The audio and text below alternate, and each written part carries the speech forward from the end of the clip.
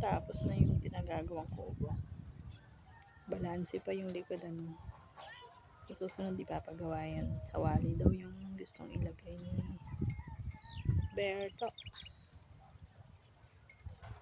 Yan, may nakapaikot siyang upuan. May lamesa sa gitna. Tignan natin loob. Hindi pa siya tapos pero yan na yun. May budget na uli. Tsaka namin itutuloy. Yan siya sa loob. May lamesa. May naka-L na upuan na yari sa kawayan. Natin sa loob.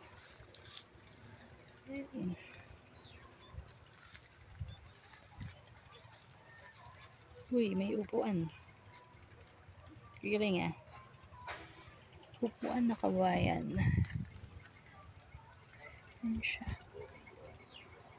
Sa gitna. Dito rin sa side. Yan.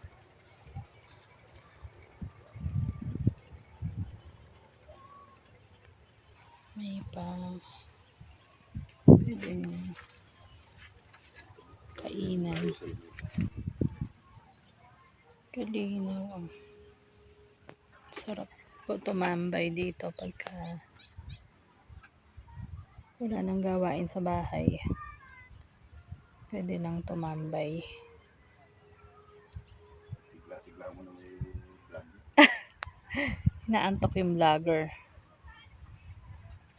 Yun o, nagre-reklamo yung audience. Naantok daw siya sa vlog ko. Diba? May model. Tanaw na tanaw yung bundok ko. Tapos may posa. Ayun yung posa sa may white na sako. Parang photo banner siya dyan. Sinap niya si Alberto ng kalat. Yan ang kubo dito sa bukid.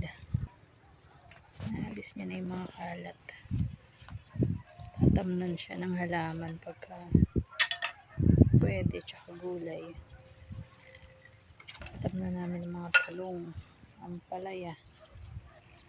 Kabahay, kubo siya.